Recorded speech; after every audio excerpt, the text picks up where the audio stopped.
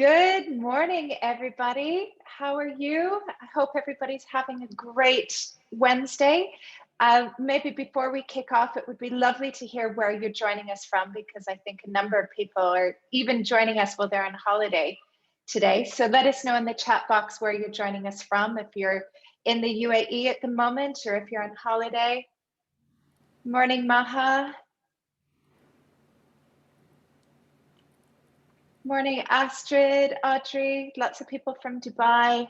I always like to make sure that we cover off the whole UAE as well. We need to make sure we have people from every emirate, which we normally do. Morning, Mo. Morning, Deepa, Nelly. This is going to be an amazing session today. Helene is in Abu Dhabi. Fantastic. We're just going to give everybody a few minutes to join, and then we will kick everything off.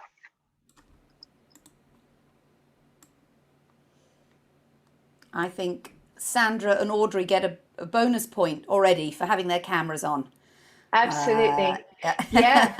Well done, ladies. Nothing better than seeing people. Actually, if everybody would like to turn their cameras on, that would be great, because today is going to be a very interactive session, and we'll be having lots of chit chats and everything as well.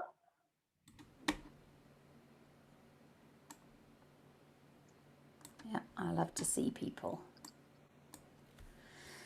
Fantastic. Hey, Hassan. Sarah, lovely to see you. Sakara, it's down in this corner. Marina. You also get to sit at the front, you see, when you put your camera on. Absolutely.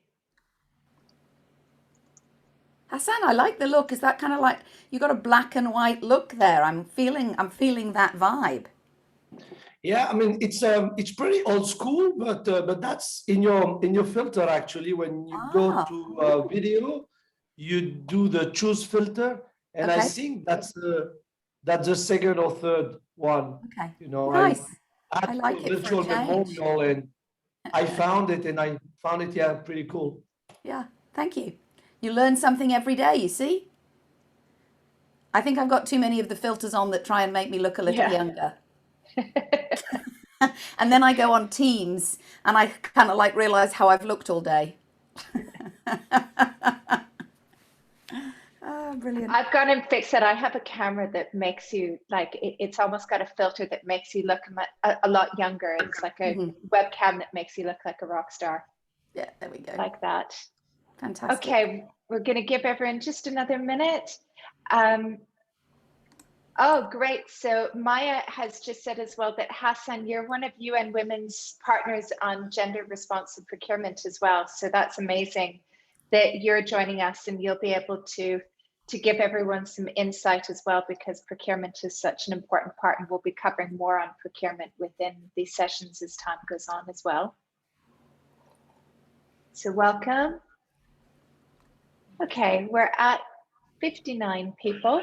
And I think what we're going to do is we're going to kick everything off and just let people join as we go on. Okay. So just give me 1 second and I'll start. Okay.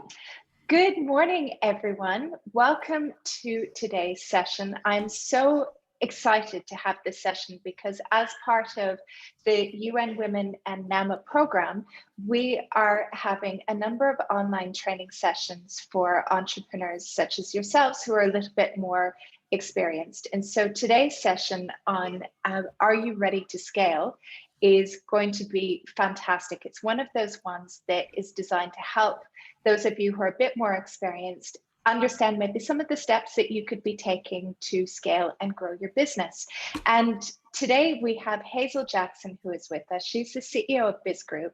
And before I talk a little bit about some UN housekeeping, maybe Hazel, if you want to tell everybody a bit about yourself and why you're here, Sure. I'm a seasoned entrepreneur, been running my business in Dubai, founded 29 years ago. So I feel like I genuinely am a UAE national, maybe in spirit more than anything else. And I'm just a lover of how do you do this thing business? And so I've learned a number of tools to build my own business, and I then became a coach to share them with some of my clients. So I've got a learning and development and learning technology business, and on the side, I love this business coaching principle. And I've got 50 plus employees in my company now, and I'm just really excited to share everything with you. And I'll probably learn from you too. So I'm a great believer that the learning comes both ways.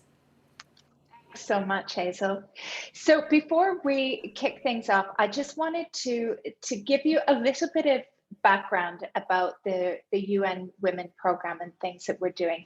The other thing I'd like to ask you as well, as we go through the program, we love it if you share on social media. So we love it if you're going to tag us on Instagram or Facebook or LinkedIn. I've shared some of the tags here on the screen. So those of you who are on Instagram or LinkedIn, please feel free to take a screenshot. If you want to go and share it, stick it up there, tag UN Women, tag NAMA, you can tag Hazel, BizGroup, which is a company Hazel owns, and also myself as well.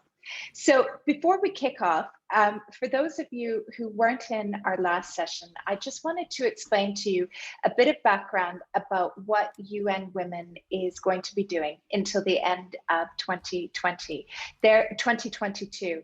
We have a program called Stimulating Opportunities for Women Entrepreneurs, and we're going to be having a number of activities which are going to be relevant for all of you who are women entrepreneurs. And when we designed this program, the goal was that we wanted to have something for everyone. So we wanted to be able to have opportunities for women who maybe have a business idea and want to set up a business, but we also wanted to be able to have opportunities for women such as yourselves who have owned businesses for a while, maybe have employees working for them, and want to be able to look at other ways that you can grow and scale your business. So we'll be hosting a number of online workshops for the next 18 months.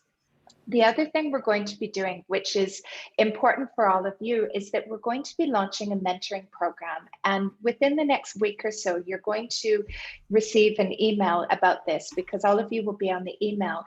And what we found when we did a survey last year of around 2,000 women entrepreneurs is a lot of women said that they really wanted to have an opportunity to have a mentor, or more experienced women wanted to be able to share their experience with somebody who has less experience. So for those of you who are more experienced entrepreneurs, we would love it if you would be willing to be a mentor for a woman who is maybe new in business and looking to have other opportunities, or if you maybe are looking for a mentor for yourself. So next week, we'll be sending out an email asking for people to volunteer who would like to be a mentor.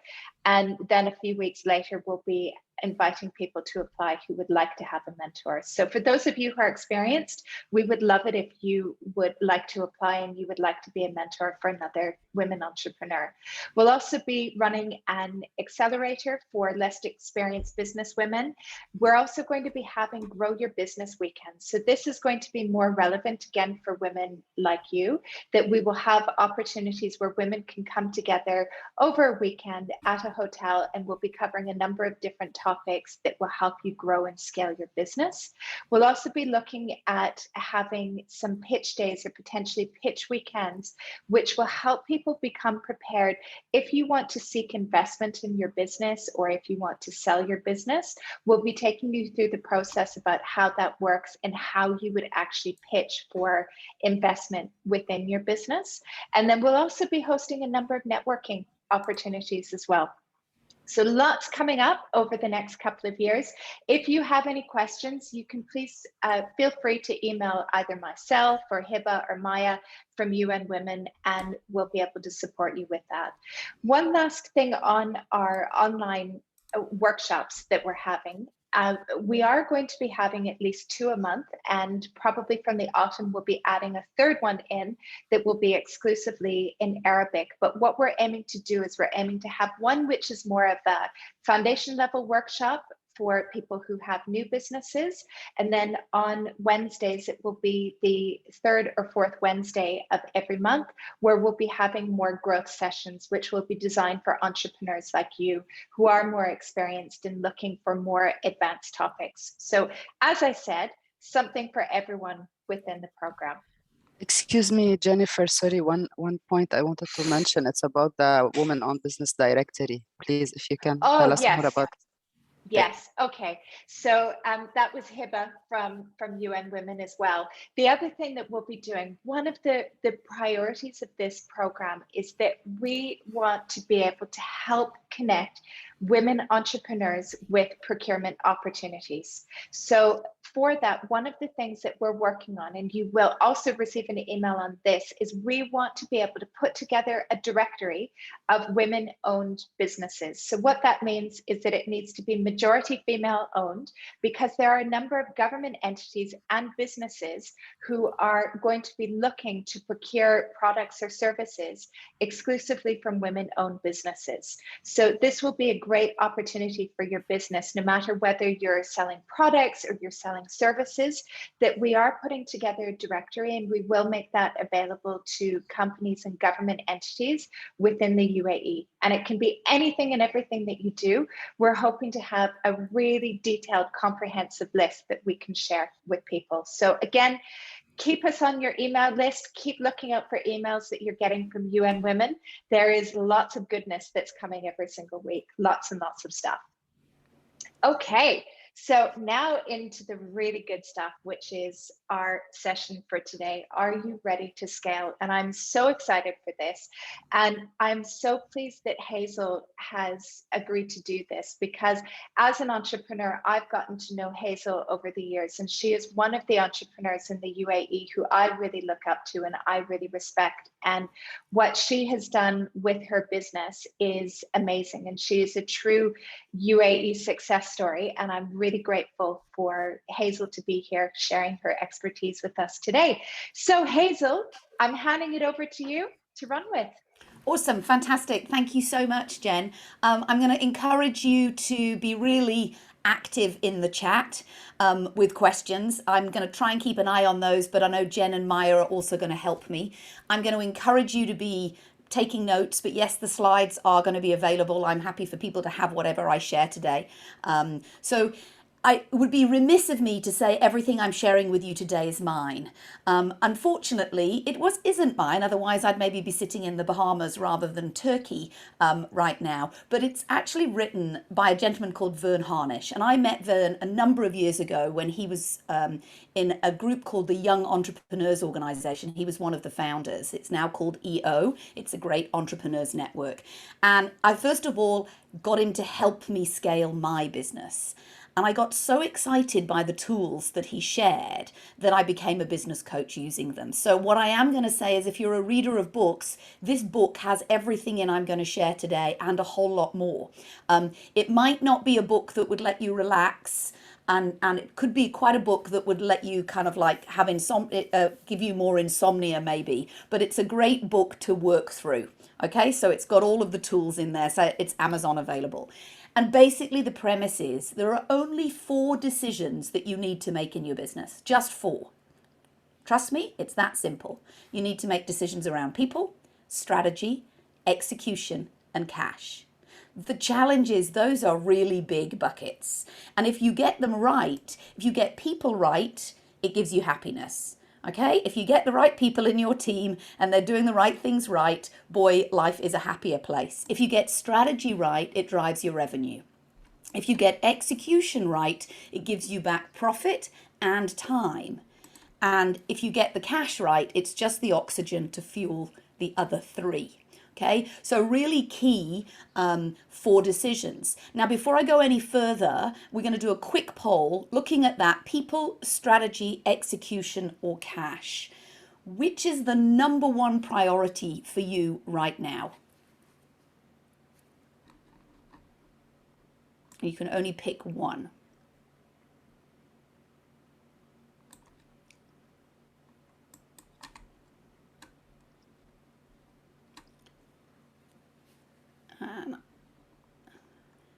poll's gone from my view? Oh, here it is. Hang on. Let me see where we're at. Bit of a big question to get you to pump on so quickly. Looks like strategy's winning it out. Hey, Jen? Yeah, we're at about 48% for strategy. We have 77% of you who have voted. So could everybody else just do a quick vote, please? Because it helps us with running this session as well. Yeah. And we'll end the poll in just a few seconds so we can see. Yeah, definitely it's... Strategy comes out as the... Yeah. Now, a few people have mentioned that they can't see the poll, and I think that might be if you're accessing this on a tablet or a phone, that potentially you don't have the full functionality of Zoom. So great, Deepa, you did that. You put it in the just put it in the chat. If you can't vote on a poll, pop your answer in the chat. We'll have a look at those too. Okay, fantastic. Great. Okay, that gives me an idea. So we're going to focus on 3 of those decisions today, and I'm going to focus to begin with on people, because I think if you get the people right, then you can drive some of those revenues. Obviously, we need to get strategy. We're going to look at a strategy tool, and we're going to look at an execution tool. And I'm really curious to know how many of you did the pre-work that we sent out. So let me just close that down. How many of you did that pre-work? And if you did, give me a thumbs up in your screen if you did the pre-work. If you're saying pre-work, what pre-work? Then thank you, Marie, for doing the pre-work. I did. You could say it in the chat. Awesome. You'll just get so much more out of this session if you did the pre-work, because I'm not going to have an awful lot of time to give you exercise time in today's session. So the more you did, the better it is. Okay. So and this is fabulous, Hazel. Everybody's saying that they did it. So we've got some very good students for today. Okay, great. Even if you just had a quick glance at the documents, that's okay. So the face chart, face accountability chart, one of my favorites, and typically this is what you would start with a business that's about to scale. Before I go into some questions around that, and really the whole purpose of this is, have we got the right people in the right seats doing the right things right? Because if we have, we get happiness and a lovely life. I want to just get a sense of the number of people you have in your organization. So we're going to launch a second poll, and I'll read out the information once this poll is launched. So if you don't see it, you can actually give me an answer in the chat. It's how many employees do you have in your business right now? Just trying to get a sense of your scale. And so there were choices. So if you're in the chat, just put the number of people. Don't worry about the choices here. So let's just have a quick look. So the majority are sitting with that 0 to 3. We've got a few and then a smattering as it goes on from the rest. Okay, that just gives me a really quick insight. That's enough for me. That's great. Hassan, 1,000, 10,000 plus. Excellent. Your face chart will be very full. Okay, superb. So the reason why I asked that question is really the face chart is at that 10-person point where it starts to become difficult. But I'm going to give you a bit of a clue around what you can do when you're really small. Okay, so let's start with that, and then we'll go to the scale a little bit more. Basically, on that chart, you'll see all of those functions exist in an organization. When you're starting as an entrepreneur, you're doing them all. So if you filled this out and you're the 0 to 3, okay, you'll have written your name a lot. You're doing everything. And so for those small organizations, I want you to look at that list and I want you to say, okay, who's my first hire or my first outsource? What is something that I'm not good at? So maybe it's the finance stuff and you're still doing it, but it sucks your time and you're not very good at it. And so at some point you're going to say, the first thing I'm going to do is outsource that to somebody who knows what they're doing. Maybe it's part-time, maybe it's a woman in this network that has a business that does that, you know, or maybe you're actually saying, do you know what? The marketing is something I'm not so good at. I need to do that. So when you're a very, very small business, try and prioritize where you're going to hire first. The next questions might be where you've got a number of people. Maybe you've got 10 people in your organization. So first question you're going to ask is, do you have more than one name in a box. So maybe this is a husband and wife founded company, or you've hired somebody, but you still see yourself as accountable for that action. So it can be any one of those roles, but maybe it's operations. I've hired an operations manager, but I've still got the operations manager and my name in that box. Now, as soon as you do that, you haven't actually you're not holding anybody accountable. And we create confusion, and particularly if it's towards the top of the organization. And then what we get is people playing mum against pop. Okay, I can't manage to get it out of Marie. So what I'm going to do is I'm going to ask the manager or the other person that's down on this box, and hopefully they'll say yes to me. It's the same as sales. Have you hired somebody for sales, but you've still put your name in that box? Ultimately, your goal is to try, and this is what I did. It took 29 years, and I've been backwards and forwards a few times. You're trying to get yourself out of a box, putting somebody else's name in the box, and then holding them accountable to deliver that job at the highest point of contribution. That's your goal as an entrepreneur if you want to scale your business. If you want to stay small, keep your name in every box and have the luxury of not needing to manage people. But this is a chart that helps you manage people. The second question is, do you have a name in more than one box? Now, this might be you right now, but if you've scaled your business, have you got somebody who's covering sales and marketing? Have you got somebody who's covering operations and maybe running a division of a team? I've got some of these challenges in COVID times. We shrunk our leadership team and some of the leaders took on 2 roles. Now, as we start to scale again, I need to look back at that and say, am I underutilizing or am I devaluing somebody's skill because they're split in too many places? And are they really good at that? Or are they just a caretaker? So you're trying to make sure you've got clarity in your face chart where you can actually say, okay, thanks so much for caretaking this division of my business, but we now need to hire a leader to run it. Because when people are split too much, they don't contribute as much. Do you have any boxes with no names in them? So have you got a whole gap? And how are you going to fill that? Again, can it be outsourced? Is it something you hadn't thought of? And then my favorite question is number 4. Who would you enthusiastically rehire knowing what you know right now? So the other thing that the face chart does is it gets you to challenge. Maybe when you started your business, somebody was fine for that size role. But as you scale your business, have they been able to scale with you? Or are they really? So I remember the first start, I had a bookkeeper to begin with, and that role has changed as my business has grown. Now I have a finance director. The person who was the bookkeeper did not have the skills to become the finance director. I needed to upgrade that job as my business grew and I got more complex. And so that who would you enthusiastically rehire is the tough people question, because maybe they were somebody that really helped you to begin with. But maybe they aren't going to help you scale your business. Maybe they can do a different function in your job, in your company, or maybe it's time to figure out how they might need to exit. So these 4 questions are questions, and do you know what? I ask them every year.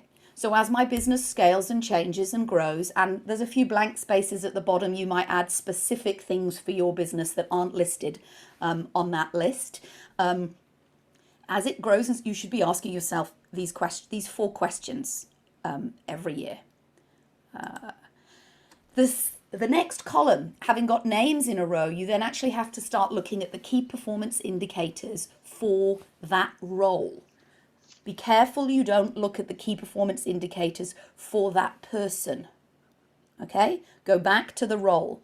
And in that role, I want you to have maybe ideally 1, but you can have up to 3 KPIs that would tell you that that role was being successful.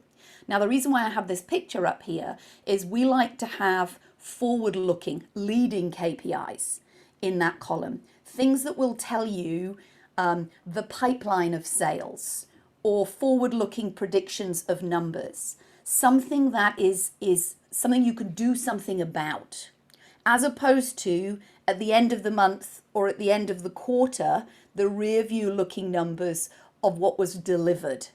Okay, so you need to find KPIs that give you some kind of indication of how well that person is doing. And let me just give you a few clues. Actually, Jen, maybe, or Maya, you can put www.kpilibrary.com in the chat. That is a great resource for KPIs. And also this book here by Bernard Marr. It's kind of like 75 measures every manager needs to know. So if you don't know how to KPI a particular role in your company, there are resources out there that can actually help you. I don't think there's a dot between KPI and library, but I might be wrong. But KPI Library, Google it. There we go. Thank you. And it gives you loads of ideas. Many of them are free enough for you to be able to get started. Great KPIs. You're looking for leading, not lagging. And then you put those down. Now, I would do this with my team. I would say, okay, what KPIs, Dave, my finance director, do you think I should hold you accountable for that would tell me you're doing a good job? We agree those, and then that's what sits there. That's what helps me hold him accountable. The last column is that everybody has some part of a results or outcome KPI. Now, these come from your balance sheet or P&L. Good exercise is to go through your P&L, any line items that you have with your finance person, and say, who owns each of these lines? So, for example, my marketing manager owns the line on marketing costs, but she also owns the line on marketing salaries, because if she wants to outsource something or insource something, that's her overall budget.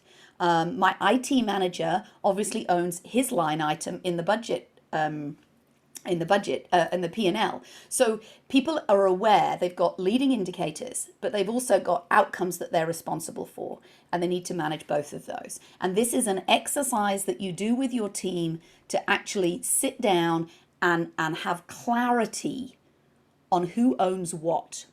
Now, if you've got 10, 20, if you've got a leadership team particularly, if you're one of those people, I know there's not many in this call right now, I would give each of them one of these pieces of paper, and independently you ask everybody to fill it out. Then you come together and you say, so who is in charge of R&D and innovation? And that's one of the classic ones where we all are. Well, if we all are, nobody is. So one of the key things you need to be deciding, it doesn't mean that lots of people can't be involved, but who's ultimately accountable for each of those things in your business. This is about alignment and clarity. Yeah. And so for me, it's a really easy exercise for you to be able to understand who's meant to do what and how are you going to hold them accountable. Now, what's the KPI for the head of the company, if that's you? What do you think in the chat? What do you think the KPI for the head of the company is?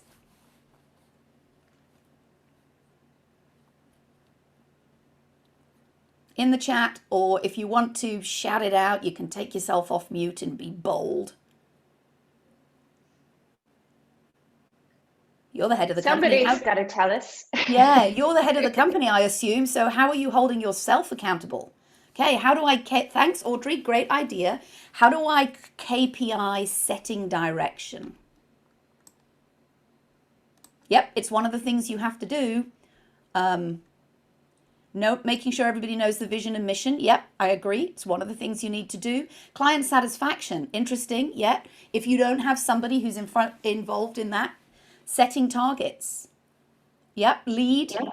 All right, things that you need to do. Hassan? Hazel, I just wanted to be bold here and mute myself and just share with everyone what I personally do. And I know it's a bit selfish, but for me, it has worked. I do self-talk, but I do self-talking in actually keep challenging myself in what I did. Even if I do something good and nice for me, for my team, for my parents, for my kids, for anybody, I'm just trying to think, hey, could I have done that even better? What would it have taken me to do it differently, etc.? So challenging myself and having that self-talk really is what keep me running in, raising the bar and keeping my KPIs kind of high or keep challenging me. So self-talk, I think, is really a good thing when it comes to personal accountability. Awesome. Hassan, thank you for sharing. And we might have got to what Vern would say the textbook answer is, and there is no right or wrong answer. If you are currently the number one thing as the head of the company you're doing is challenging and stretching yourself, you might be doing what Hassan is doing. If the number one thing you're doing right now is making sure that customers are delighted, maybe that's the primary KPI you're focusing on. As you've scaled, ultimately the head of the company's job is to make sure that everybody else is achieving their KPIs down below. Okay, so you're making sure and you're helping make sure that, as somebody said, the goals are clearly tackled, they're clearly measured, everybody is clear about what they need to be able to do, and you're measuring that. Okay, and your job is to help everybody else achieve their job, not do their job. That's a whole different webinar, because we can't help ourselves as entrepreneurs because we've probably done every job in the company.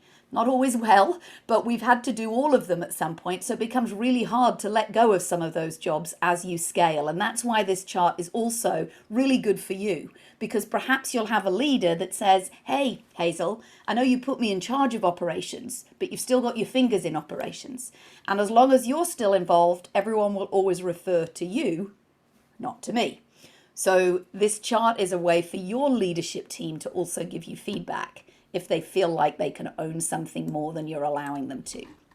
Okay, so before we move on, this is really quick. I know this is normally an exercise that we would do with a few hours with an individual leadership team. So questions on the face tool. Not necessarily, I haven't got all the answers for you, but any questions that you specifically like burning before you move on, Hazel? I really want to know X. I don't know if I saw any previously in the chat other than no questions for books. And anybody have a, hey, I've got this role, I don't know where it fits, or any questions on the names that were, the titles that were in the chart? Looks good, Hazel. Nobody's dropped any questions in. Yeah. Okay, cool. Feel free to jump back to them if we need to as we move on. Oh, actually, one thing, someone said controller, they don't know what that means. Yeah, absolutely. I was waiting for that question. So basically in a larger organization, in finance, they say there are two roles and normally they're split. Personally, I've always had one role. Okay, but the controller is what you would typically know as your finance bookkeeper, invoicing, chasing cash, all of those entries, everything else like that, keeping the records. The treasurer is often the person that's having the negotiation conversations with the bank, that's looking for investment and you know, figuring out what you're doing with some of your assets. So that's in a larger organization. They're often split.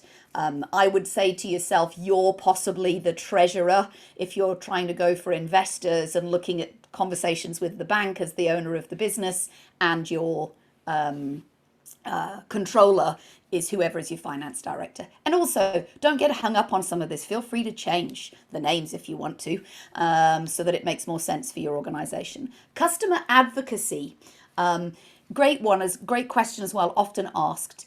A lot of organizations don't have a dedicated person focused on the customer.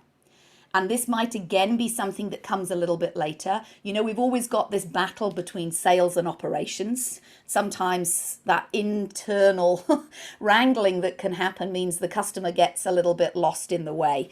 So this might be a role or just a KPI that you keep an eye on that's really, really focused on the customer. So the customer's voice, we have somebody we actually have two people in our organization that focus on customer success. Their job is to make sure the projects we do inside customers are successful and give a return. And that's their primary focus. They're not operations, they're not sales, they're in charge of that. Yep, listen to the voice of the customer. Absolutely. Makes sense? Okay, any more for any more? Great questions. They're the ones that are normally asked, and people don't feel bold enough to ask them. There are no daft questions in my session today. So, brilliant. Okay, if you have a team, even if you have 3 of you, I would sit down and carve up the responsibilities and get KPIs in for your organization. And then the small organizations, there's lots of you here today, remember the next thing you're thinking about is which role am I trying to get myself out of? so I can contribute at my highest point of contribution, whatever that is in your business. Okay. Okay, so let's go back to our 4 decisions. I'm going to tackle one on strategy next. This is actually a super simple tool, but I can tell you that this tool has probably helped me scale my business and definitely helped me find one particular thing that meant I survived COVID. Not COVID itself, but the year of COVID. And so it becomes really, really powerful to do this. Very simple, but important that you do it well. So I'm curious to know in the pre-work, it looked like everyone was going to do it. I'm just going to do a really quick poll first. I'm going to look at this, what we call the SWOT, strengths, weaknesses, and trends. Quick poll to check if you read the article, and then second question, if you took the time to fill out the SWOT template. This will determine how much I share and how much I don't share. Wow, look at that. Bang, bang, bang. This is a brilliant group. Yeah. Yeah, look at everybody's been such good students. They have. Really. Okay, some of you read the article but didn't manage to get to the second part of it. Yeah, you read the article. Did you do the Okay. Look, I genuinely believe one of the most powerful things for scaling your business is constant learning. And that constant learning actually means sometimes doing the things as well as reading the things. So I think, I love reading books. I read a business book a month, and they are covered in highlights and underlines and tabs and all sorts of things, because everything I read, I look at how I could apply it to my business. And that's probably another reason why I managed to scale and stay in business for 29 years. I was constantly adapting and changing things. Okay. Okay, everything. Superb. Thanks, Julie. Could the templates be sent again? Yes, I'm sure they can. I'm sure they can be linked through to this. I'll add it into the chat box because we set up a Dropbox for this. So I'll just pop the link and just give me a sec. Fantastic. Thanks, Jen. Okay, so my number one question really is those people that read the article, those people that read the article, what stood out for you in the SWOT? Because the article talks about the myopia of the SWOT. This might answer your question, Fazer, as to why there is no O in this chart. Because although it stands for strengths and weaknesses, it stands for trends. Fantastic. It limits you. Yeah, the SWOT limits you. Why? Anybody that read the article, why does the SWOT limit you? The standard way we used to do it. Fantastic. Astrid, it's inward looking. When we do a SWOT, we typically are busy looking at the strengths of BizGroup and the weaknesses of BizGroup. And we look at the opportunities, and often, although we're trying to be outward looking and we're trying to be kind of like future focused, we look at the opportunities that almost feel in our grasp. And we look at the threats that have been holding us back. Okay, so the SWOT, the strengths, weaknesses, and trends, gets you to focus on what's happening in your industry. And those are 3 really important areas for you to be looking at differently. What it does is it gets you to look outward. I almost feel like sometimes the SWOT might be, I don't know, at Burj Khalifa height when you're looking at it and down to the ground. Whereas the SWOT is 36,000 feet. Okay, we're right the way up there thinking about our business and responding in a different way. And it gives you the freedom to think bigger. So I like to use, and we do this, we like to do this every year, and we look back at our SWOT at the half year point. Okay, we also do a SWOT internally. Let's not get rid of the fact that we've got things that need improving internally, but that is a tactical, what are the weaknesses we need to eliminate? What are some of the quick things that we're maybe not pushing enough in marketing? And to be honest with you, the trends that we see in the SWOT do get turned into opportunities in the SWOT. So they are connected, but I always start with the SWOT. I always start at this higher level. When I work with clients, this is the eye-opening conversation. So let's go through each of those. So in the strengths, What we're looking for is industry strengths that you have and that your competitors have. Okay, and you're looking a little bit bigger than their inherent strengths to the world that you are in, the industry that you are in. I'll give you an example for mine. You know, we've always had a core group of consultants in BizGroup in our learning session. They only work with us. They're freelance. They're not freelancers. They're just a core group of consultants. A lot of our competitors have a network of consultants. That's also a strength. The strengths in both. The access to talent is a strength. We use it slightly different than somebody else does, but I need to be aware of what the industry is doing and make sure that I'm doing the right thing. Does that make sense? To have the right talent to deliver. So you start looking at your competitors. You don't just need to look at your competitors in the UAE. You need to look at the best companies around the world. What are they doing that makes a strength of bringing talented people to their clients, or that gets products out faster in the last mile, or that develops something that solves a particular problem. So you're looking at your industry strengths and making sure that you have them, and a little bit of check and comparison to your competitors. Really interesting conversation. The second thing, yeah, exactly, Hassan says, don't reinvent the wheel. Make sure you have a strength that the industry has so you can deliver to your clients, and get on that. When you look at the weaknesses of the industry, I find this really fascinating. So you look at the weaknesses of the industry. If you get it right, you're effectively seeing, perhaps you're going to go, okay, Jen and I are in a time for money model. We're delivering services, okay? That is a weakness of our industry because they want Jen or they want Hazel, and that then limits how much you can do. There are only 8 hours in the day, etc., etc., etc. It's a model breaker. And so weaknesses can sometimes be considered bottlenecks to growth. So these are weaknesses in the industry, but they could become bottlenecks to growth. If you look at all of the weaknesses of your industry and you can figure out a way to overcome that weakness where nobody else has, it could be what we call an X factor. And by that I mean something that gives you accelerated power over everybody else because you've solved something that everybody else finds hard. I'm going to give you an example of Happy Lawns Inc.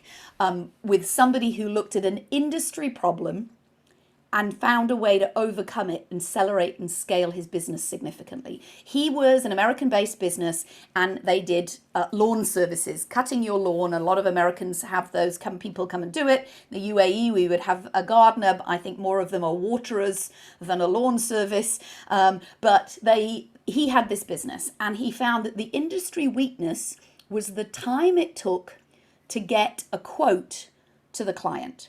So new client has a piece of lawn, wants to have the service. Typical response of all of the partners, all of the companies in this, okay, I'll come drop by your house, look at your lawn, measure how big it is, and I'll send you a quote. That was always a few days delay.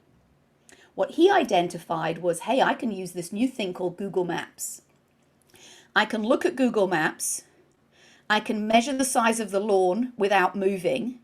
I can have a matrix that exists and I can give you a quote on the spot. And because he did that, it was less hassle for everybody and everybody just chose to book with him, and his business and his system that he created significantly scaled. So simple. Hey, it's easy when you see somebody else's answer, but he started it by looking at the weaknesses of the industry. Okay, so that's the most important thing. Look at the weaknesses of your industry and then figure out how you might be able to solve that bottleneck where nobody else has. Yeah, absolutely, Hassan. We can create magic when we do that. Finally, the trends. So this is my favorite bit. My nickname in BizGroup is What's Next. Again, one of the reasons why we've survived is I'm permanently looking at what's next in our industry. So I read all of the industry white papers from Deloitte, from Accenture, from Josh Bersin, and I'm looking to see what they think's coming next. And then I'm figuring out whether we need to be on that trend or not. And in our trends session around this, we would then sit and list all of the things that we think are going to come and disrupt our core current business. And how do we get on that? Now, you can't do everything. So you've got to determine which things you're going to do. I attend all of the industry conferences. Sometimes you also might go to a conference or read some white papers that are slightly outside your industry, but give you an idea. So for example, a lot of the learning industry content should be looking at how the marketing world changed their approach, because we can see the trends in that starting to lead the change in the trends in what we do in learning. So I found a couple of trends here. I found virtual reality, which we were able to jump on ahead of the curve, and also a great tool that we use called Exonify. I found at an industry conference and looked at it in 2014. And that tool, which we took on 2014, took 3 years before it started to have any traction in this part of the world, because nobody knew what it was or who was going to ask for it. That tool saved my business in a big way in 2020, because it was a software-based subscription model. So these are the kind of things I wouldn't see if I was doing a SWOT, because I wouldn't be looking for the industry trends. I'd be looking for opportunities that were just this much in front of me, rather than what's everybody doing out there and which ones do we want to get on. Okay, can you name the tool again, please? Which tool, Sonia? The sweat or the tool I'm talking about here? Axonify. Yeah, Axonify. It's a software out of Canada, and it helps frontline employees deliver consistent service standards. So yeah, so it's again, it's a subscription-based model, as most of you know. If you can have a business that has a subscription-based model versus just a time for money model, you start to differentiate yourself if you're in the service game. So this is 3 ways that I use the sweat. Again, do it with your team. All strategic thinking doesn't just need to come from you. Or pull together a group of women who are in similar industries to you. Maybe you're not going to share your solution to the weaknesses, but you might at least scope and talk about ideas around what the trends are, what the strengths are, and what the weaknesses are of the industry. And then work with your team, if you have one, to figure out how you get on top of making sure you're delivering on the key strengths better than anyone else. Overcome 1 or 2 weaknesses. If you can do that, you can accelerate your business. More importantly, keep ahead of what's happening in your industry. I hope to never be a Kodak or a BlackBerry or one of these companies that just weren't looking out at the trends. And I think the sweat helps you do that too. And don't be afraid of things you don't know. I'm not very techie. Okay, so I love tech, I love seeing it, but I'm not the best person to analyze it all. I see the big picture and the idea, then I get a whole bunch of people involved to tell me whether this is going to work or not. So, do that. Find your tribe that can help you. Okay, so before we go any further, sweat, strategy tool, can absolutely accelerate your revenues. I'd like to have a little bit more of a conversation about this. Okay, how can we mitigate the risk of big technological changes happening and putting us out of the trends? Okay, Faisal, I think it's a great question. There are big technological changes and they're leaping right now. They're not small, incremental, slow increases. What industry are you in? Faisal, what industry is your business in? You can unmute yourself, Faisal, if you'd like. Hi, good morning. Morning. I'm actually in the textile industry. I'm just starting. And when we have been discussing, I was thinking, for example, of the camera industry, where from a few months to another, when you have like the numerical camera happens, and all the companies that were not on top of the technology, we're out of business. So I'm thinking when we will have new technologies happening, how can we do as a small business, if we don't have the capacity to buy this technology, how can we scale as a business? And I didn't quite hear the industry that you're in to begin with. In the textile industry.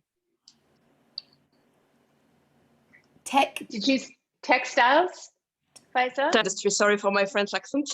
That's Textiles, okay. as in fabric. Sorry? Textiles, as in textile industry, yes, like fabrics and shawls and dresses, textile industry. Okay, fantastic. Look, I think it's really interesting. I think you have to, first of all, obviously, you're going to be reading everything there is about the textile industry and staying on top of the trends that are coming out of the main hubs of that, which might be in Europe or might be where some of the other manufacturers are. I would be looking at all of those kind of things and making sure I stayed ahead of the trends of the industry. But I'd also look at the adjacent trends, like you're saying, okay, well, we need to have certain suppliers or partners that would work with us that would do different photography or might do different events. I would also be making sure that I found a fellow entrepreneur who's as passionate about that industry. So this is where you don't have to do everything. You focus on your core and then you find other people. I didn't invent Axonify. I bought the license rights to Axonify. They're partners. They do all the cost of upskilling everything and upgrading the software. I just bring the message to the Middle East region and make it relevant to here. So you got to find who are your partners that do something and that's what this group and this directory is going to be amazing for. Yeah. Because who's the businesses around you that together you can all scale? Okay, so it means in terms of supply chain, finding the right partners that will be on top of the trends and on top of innovations, right? Yeah, absolutely. And maybe not all of them, maybe not all of your suppliers in your supply chain. Some might need to be, hey, these are the solid ones. Yeah, you're working with Thai factories who are happy to work on R&D with you. And some of your others are working with the consistency of stuff. I think you need to find out what you bring differently and how do you stay on top of the trends? Who's part of your network? Who's your little counsel, maybe, that just helps stretch you and keep challenging you to do different things? Hassan, you're looking as though you want to say something. I can almost see you bursting through the camera. That's very. I'm very passionate about those type of, forum and those type of discussions. So Faiza, it's a great question, and I loved your answer, Hazel. But one way to look at it as well is it's very simple in my view. It's the half full and half empty. When it's half full, you're trying to follow the trend and to be ahead of the game. In that, as a matter of fact, you want to be high tech because it's high tech, because it's high phone, because everyone is connected. So you want to be in that train. You want really to catch the wind and to be there. But another way to look at it is to look at it half full. Some people are also successful by not following the trend and going backwards. In other words, some people have been extremely successful by staying old school. I'm black and white today, and it had a lot of success while everyone wants to be in color.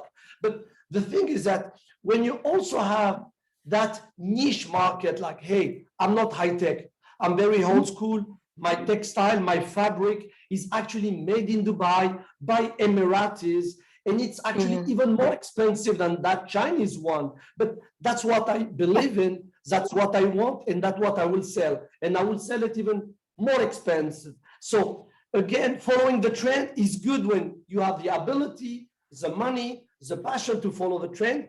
But when you go against the stream, you also have opportunities because there is a niche market there of people who don't want to follow the trend. So thank you, Hazel. And I just wanted to say, sure, it's not by following. You just be follow as well. Is also another way. And by the way, for me, the trend conversation is not to do every trend that's happening. It's to be aware of every trend that's happening. Then strategy is about picking which horses you're gonna back. Because as a small business, you're not gonna back them all. Maybe you're going to back a big trend every 4 years.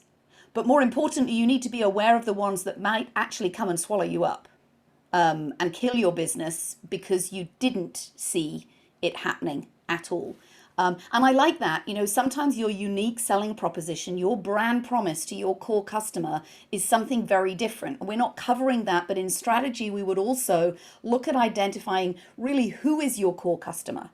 So, and by that I mean not every customer that wants to buy from you, but the ultimate customers, the ones that are the best type of customers for you. And then what can you promise them that they can't get from anyone else and that they need? So again, that might be that really expensive fabric made in the UAE that is unique and designed in a way that you can't get anywhere else in the world. And your scale is not scale of volume, your scale is of revenue increasing with those, but with fewer sales. Does that make sense? It really depends what your business is. Are you trying to, you know, we're looking to try and impact 10 million lives. I can't do that with Hazel Jackson delivering hourly programs. I can only do that with technology. And so that's one of the interesting changes. Just checking if there are more questions in the... Yeah, I liked the comment from Adrienne about sustainability. So trends might not always be in a product. They could be in an ethos that's going around that people are going to be wanting to buy that way. Nice. Sorry. Yeah, it is better to stay. I like your comment. It is better to stay with your unique selling point, your brand promise, and your core customers. I think fads do come and go. That's why it's hard. What trend is going to stay and what's going to grow and what's going to disappear. And COVID changed a lot of those trends as well. So you've got to stay on top of this all the time. Don't do your sweat and then look back at it in 5 years and say, oh, yeah, we did write it down, but we did nothing about it. It's constantly evolving. Okay, cool. Hazel, sorry, Yeah. Can I jump in? Please. This is Mo here from Morris Fashion Consultancy, just for that girl, Faiza. I think all of those comments on sustainability and all of that are very relevant, but that trend is going nowhere. So I would strongly advise that she has to kind of hop on that, because in all aspects of life, that is just, it's going nowhere. It's not a fad. It is going to be the same as what it is in Europe. I know it's only starting kind of here, but it's going to be the same in 10 years' time in every aspect. So I think she's wise to look into that now, because it is only, all of the brands we're developing at the moment are just starting the sustainability side of things here in the UAE and Saudi, and it's not going anywhere. So I don't think staying old school there's going to be enough of that by the time she's up and running. Awesome. And Mo, so you have a consultancy business that helps people in fashion? Yes, I do. There we go. First directory connection. Yeah. Faiza, meet Mo. I'm more than happy to have a chat with her. And again, with the augmented reality and all of that, like we use Clo augmented reality now for all of the design stuff as well. So, but there are so many things coming on board. But like you said, you have to just choose one that is the most beneficial for now. We're a small business. We have 10 employees. But everybody is up the walls, there's no room for anything else and for training and things. So you just have to kind of go and do with what you can. Okay. Mo, there's a few people who have asked for your contacts in the comment box, so I'll leave that to you to go and reply to as well. This is the power of women. When we come together, we're able to come up with ideas and ways that we can work and collaborate together as well. For sure. I'm more than happy to help anyone, of course. Awesome. Adrienne, you've taken your Sorry, I would like to add a comment here. Amruta, yeah, please dig in. Yes. Okay, I can see even Adrienne is going to talk about sustainability. I just saw her. So yeah, what I wanted to add a comment here. I'm a sustainability consultant and I help different kind of businesses basically only for sustainability. And in terms of fashion, I would like to add few comments here where people are thinking about when it comes to making fashion more sustainable. They are talking about, having recycled material.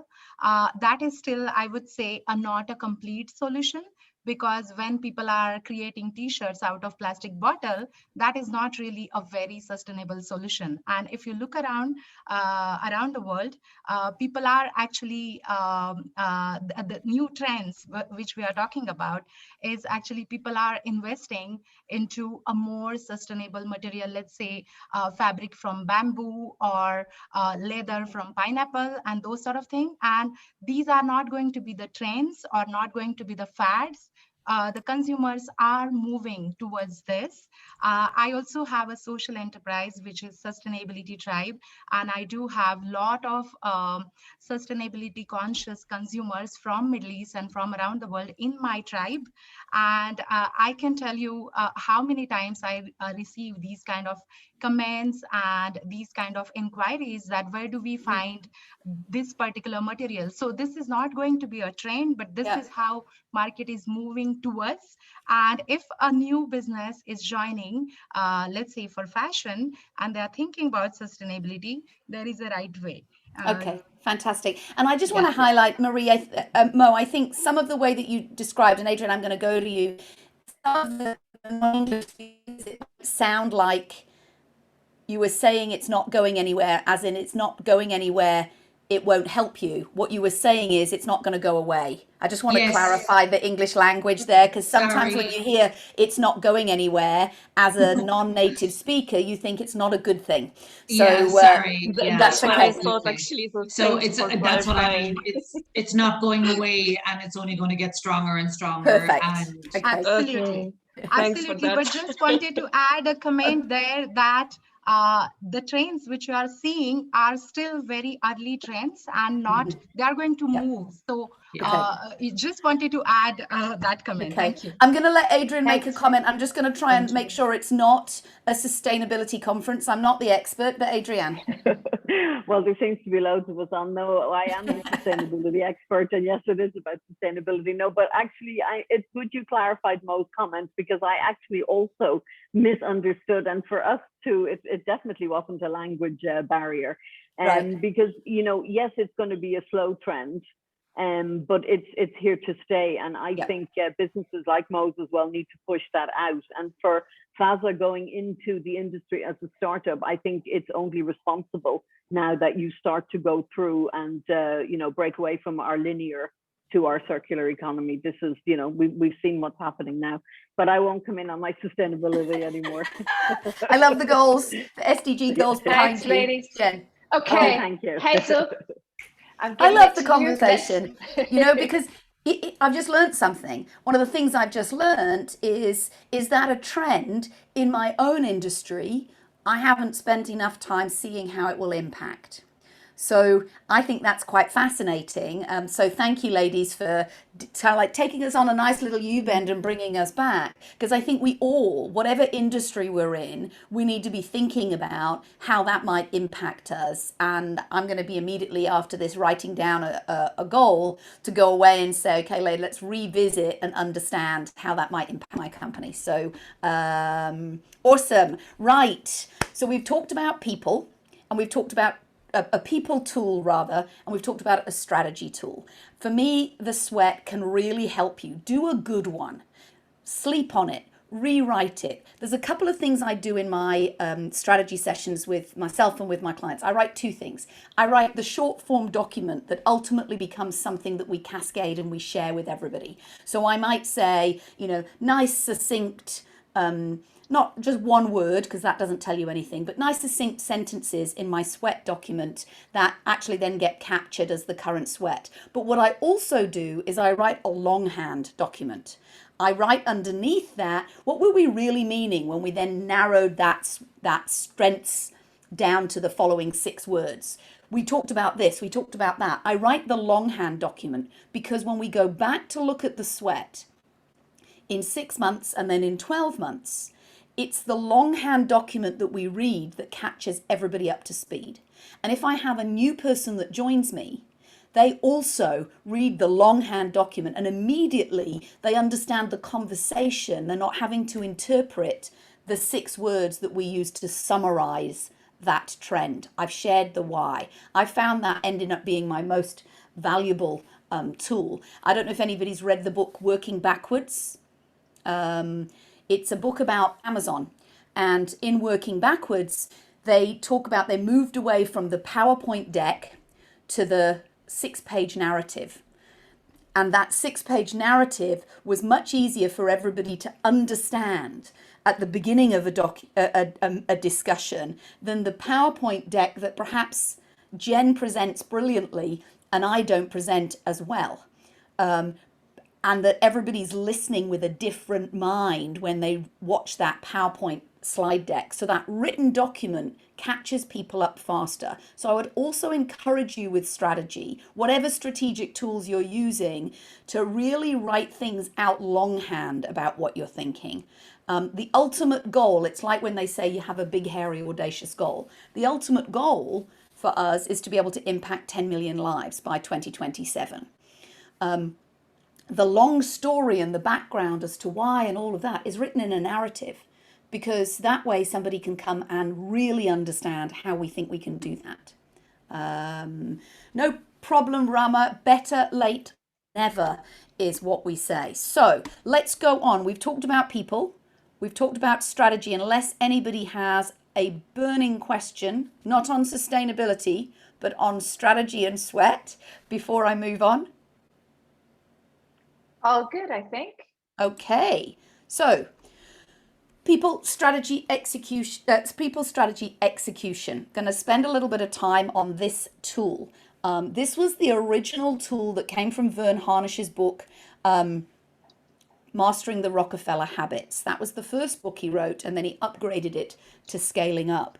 And it came from this concept that John D. Rockefeller actually used to have a really set of good habits, and it was his habits that this started with, and then some others were built on, that helped him scale his business faster than any in the world. And so really great execution is what I love this statement here, is all processes running without drama and driving industry leading profitability. So good execution means that you get more profit and more time. So the first question would be for me, if I was thinking about some of my processes, would be like, what processes continue to have drama and take too long? Really simple. Okay, for mine, it will be writing proposals. If anybody in this call is an expert in writing proposals, let me know. That's one of the dramas in my business. And you know what it does? It does a lovely little cycle. And you think you've nailed it, and 6 months later it pops back up on that weaknesses list. And here we go again through another lovely little cycle. Before I go into this exercise, does anybody need a comfort break, a 5-minute stretch? Is somebody sitting like, oh, I can't possibly last another second? Do we do that, Jen? We can, if everybody would like, because we are going a bit longer than our other sessions that are 90 minutes. If anybody does want, okay, no? A few people have said, Bushra said yes. How about if we do this? We take maybe 3 minutes, just everybody can grab a glass of water, run to the loo if they need to, do a stretch, energize, and then we'll be back. No problem. Okay. I like Sally's chart behind her. And I'm staying on here, I'm okay. So if anybody wants to ask me a specific question in this mini break, feel free.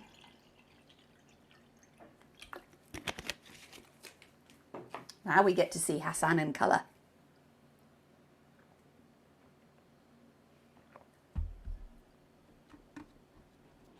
By the way, Hazel, I came to your office and I really love the slide.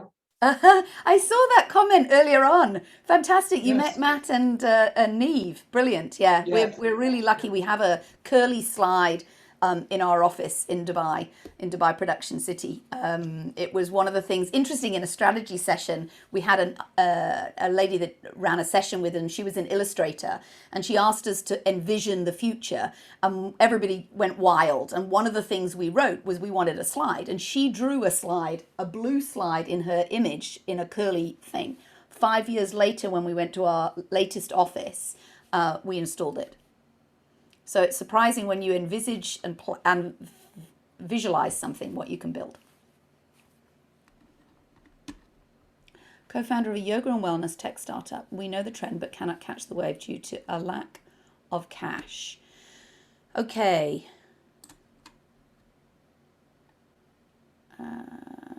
Hethel, yeah, hard. Is there anybody in the same game as you or in that tech start that could possibly support? This would be a great thing to put to UN Women, what you want to do, but what you're unable to do right now because of a lack of cash. Can you do a pilot that proves that without a lot of cash, so that you can do something that starts to show that you would be able to be on trend? I think this is exactly what this group is all about. How do you find the right additional resources to help you move forward? So I think staying in this group and putting that really specific question out is exactly what it's for. Correct, Jen? Yeah, and we UN Women and NAMA don't provide funding, but we can provide introductions and give you pointers and suggestions. And there are also, as well, a few different areas, licensing zones within the UAE as well, that are providing different types of support as well, and a few different government accelerators, especially if you're involved more in the tech space, that there is more funding available and more opportunities or subsidies for people who are in the tech space and they're looking for that. I've spoken with a couple this week actually, and they're interested in investing in those types of businesses and helping them get set up and registered quite quickly as well. And Nela has said Hub 71, and there's also In5 and Dubai SME, and a few places like that as well who are interested in supporting businesses like that. Awesome. And I'm going to say to a couple of people have sent me direct messages, yes and yes. I will reach back out from that perspective. Okay. And okay, just we're getting lots of messages as well. Yes, the recording will be available, and yes, materials. And just to let you know, it does take a little bit of time, but we are working on having a hub where everything will live. And at the moment, it's just on YouTube, but we will have a more dedicated hub that you'll be able to log into and access everything. So that's coming. The technology is on its way. Fantastic. And Chanda, this is exactly what we're going to cover in the next segment. So you could have put that out and I could have pretended that you were the link to the session on execution. And yeah, somebody's asked for my company's details. Maybe Jen, you've done a great job of posting that. Of course. Yeah, I will. Yeah. Fantastic. And also as well, you know what I'll do is I will also post the all the links that you need if you want to tag anybody on social media as well. So give me just 1 second and I'll pop that up again. So you can have that, and either on LinkedIn or Instagram, or Hazel's also on Twitter as well. Yeah. Fantastic. Yeah. Great. And I will come back with some of these other questions. Tag me. Joy, I'd love people to connect on LinkedIn. That will keep us connected from that perspective. Okay. Fantastic. Okay, Hazel. Right. Are we ready to go? We're ready to go. I'm just quickly writing something down because 4, 3, 5. Great. From the chat. Superb. I am ready to go into execution. Now, this is going to be a little bit painful, I think. I know it's painful for me every year, and I should know better because I use this list on a regular basis. If you spent some time going through what we call the Rockefeller habits checklist, you'll see there's quite a lot of discipline in there. And I remember having a really good friend of mine and a client of mine, Thomas Lundgren, I did some strategy work for him. We probably started 10 years ago, and we recently had another update session, and he was reminding me of the early days. And if you've seen Thomas on social media, The One just became the #1 great place to work. They have a very different ethos, great sustainability company, by the way, really passionate about all of those things. And Thomas is a larger than life entrepreneur. And when I first met him, I sat in his office and he said to me, Hazel, we need to organize strategy and we need to organize our execution. But I don't want to have to write anything down. I don't want to have to follow any routines. I don't want to be able to do anything where you tell me we have to do this and we have to finish by a certain time. So he went on and on and on for a good, I don't know, hour and a half, basically tying my hands together because everything I was going to try and do was to help him scale his business by putting some discipline in it. And eventually I said, okay, Thomas, we'll start slowly. There might be some boxes and there might be some habits and there might be some things that you need to do. And about 6 months later, I worked weekly with his company actually to get him up and running because it was a fast growing business. He decided his new phrase was discipline sets you free. And so the discipline of execution is not always the entrepreneur's best skill. I'm tantamount to that. I like to do the strategy stuff. I'm quite good at the people stuff, but the execution stuff, I like the setup, but then I'm bored. So this is all about getting your execution right. And the Rockefeller Habits Checklist, if you did it, I'm really curious to know. This is a slightly modified one. I simplified it a little bit. I think some of what they did before was a bit long. There are 10 questions and there are 3 categories in each question. This is, I believe, in the one that we sent out to you. So ultimately, there's a score of 30 that you can have. So my question would be, if you're brave enough, if you did that, and I can see Sally's got her printed out version in front of her. I love it. Thank you. Gold star. What was your score out of 30? Put it in the chat. Be brave. Be bold. What was your score out of 30? Quick count up. 21, Sheena. Well done. That's pretty impressive. Nelly, 19. Okay. Sunita, 19. Mo, 15. Very honest. Yep. Remember, this is a question that all of the people in your organization would be able to tick that box. Around 20, Astrid. That's good. I've seen teams that might be in tears by the time they've finished this going, I've been running a successful business for like 20 years and you're telling me I'm not doing any of the execution habits I need to do. So if you haven't done this already, it's a real honesty exercise. Again, it's another team exercise that you can do if you've got members of your team.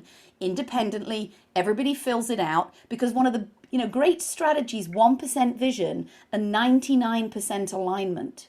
So if you are in a little bit of a world thinking, yes, everybody's clear of the critical number, but none of your team members tick that box, okay, then actually you're the only one that really knows it.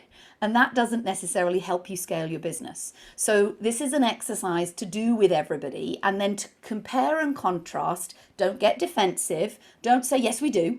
Okay. Look at the perception of what other people have said. So I'm going to go to the high level questions in here and just talk a little bit about what you can do in some of those, because it asks you some questions you might like, I don't even know how to do that. So I want to be able to provide you with some of those answers. And I really want you to then look at the high level. You might say to me, okay, Hazel, I don't understand. How do I do this? How do I do more of this? Okay. So number 1, executive team is healthy and aligned. Critical. And oh, by the way, people often say to me, do I need to start anywhere? What's the priority order? They are in priority order already. Number 1 is number 1. If you have a leadership team in your organization, would you enthusiastically rehire all of them? Question from the face chart. Is everybody aligned? And that face chart is a great tool to use to get everybody aligned. Because sometimes the infighting is, I'm doing a great job, but ops aren't doing a great job. Do they really know what operations are being measured on? And have you had that conversation? So having the ability to get everybody on the same page and actually talking, able to have those critical conversations if they need to, really truly aligned and healthy, that they trust each other enough to be vulnerable. That's really important. Okay. Everyone's aligned with the number one thing that needs to be accomplished for the next quarter. We run a strategy where we have an annual plan, but then we look at quarterly, what we call ROCs, quarterly big goals that we need to get done. And they change every quarter because they're more of a 3-month sprint to finish something. In COVID, everything went down to 1 month because it was changing so rapidly. We didn't have an annual plan because we had no idea where the year was going. And all we went down to was, what's this next month's focus? And hopefully, ideally, there are a handful of goals. They're not 26 because you're not going to achieve them. So it really is just a case of planning out. And, you know, and when I say everyone is aligned, everyone in the organization, not just your leadership team. So do you publish them? Are they up on the wall? Have you explained them? Does everybody understand how they contribute? That's alignment. It's not in your head. This is one of the biggest problems when you go from 3 to 10 to 20 to 50 people. How do you keep everyone connected? How we keep everyone connected and what's recommended in the scaling up is number 3. We have a daily huddle. So a daily huddle is at 8:58 in the morning.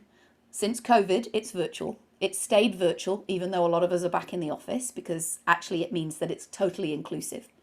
It lasts 15 minutes, 10 to 15, depends on how much humor we have in the day. And it runs like this. I'm going to, maybe Jen, you can capture this as the bullet points. I haven't actually put it in a slide. We start off with any good news. Not everybody needs to share, just good news. That means we start with a positive vibe about something. Okay, so it's like, it might be good news of a deal, it might be good news personally, it's just good news. There isn't always some, but it's genuinely good news. The second thing we look at is we look at the numbers for the day. Now we have found 3 or 4 critical KPIs that we can track daily. They're typically around sales volume and pipeline opportunities, and they're also around number of hours booked into diaries. Okay, so those are daily changing numbers and they get reported. They come straight from Salesforce in our instance, and they come straight out onto a slide and everybody sees those numbers. It takes 2 minutes to run through and a number of people can share what those numbers are. Everybody needs to be able to understand them. The third thing we do is we ask everybody for one focus for the day. This is not to track what they're doing. This is to be aware of, hey, that's interesting. I didn't realize you've got a big pitch for XYZ company today, or something else is going on that you're focused on trying to get out this RFP, or you're delivering in this situation. It is a way of keeping the company very quickly up to date. It's one thing. It is not your busy list. Okay, and ideally you need to be listening so you understand everybody else's. The fourth thing we do is we ask, is anybody stuck on anything? Okay, and that is a chance. We won't solve the stuck in the huddle, but is a chance where the whole company is together for 10 minutes. And if you've got a bottleneck to solving a problem that you need solved today, now's the time to raise it.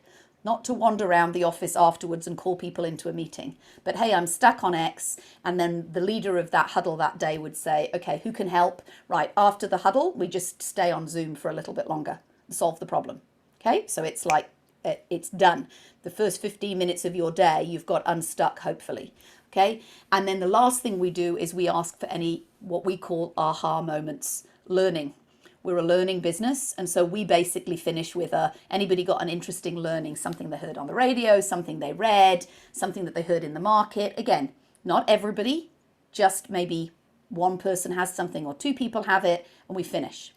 Okay, I would typically have between 20 and 40 people on the huddle, and we can do that between 10 and 15 minutes every day. It's daily. And in COVID, it kept us connected. It was the thing that made you feel like you showed up maybe in your pajama bottoms, but at least you'd done your top. It was the thing that made you feel like you belonged to a culture. If we were in the office, as Hassan has been, we've got some big areas around our office, and near the slide, we would do this in a physical huddle. But now it's virtual, and it's been great, actually, virtual. And that communication rhythm, it's not one way.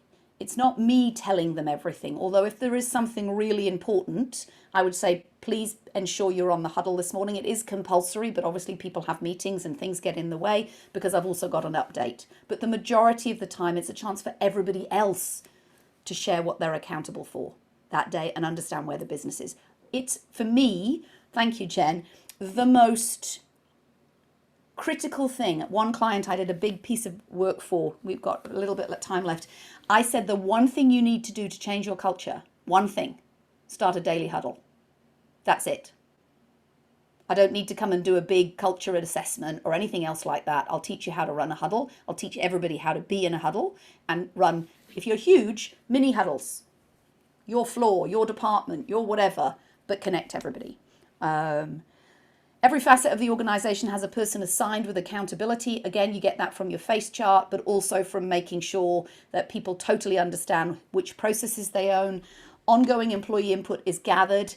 So just chances for feedback. We also use the huddle for that, to be honest with you. It's a very open culture, but there is a way in which people can share feedback on a regular basis. Last 5. Reporting and analysis of customer data. How are you getting feedback from your customers on a regular basis?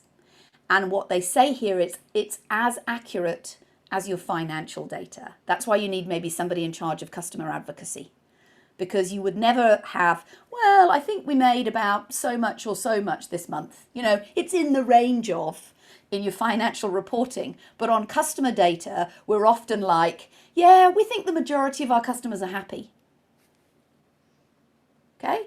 You know, we've got an average score of this to this with our customer satisfaction.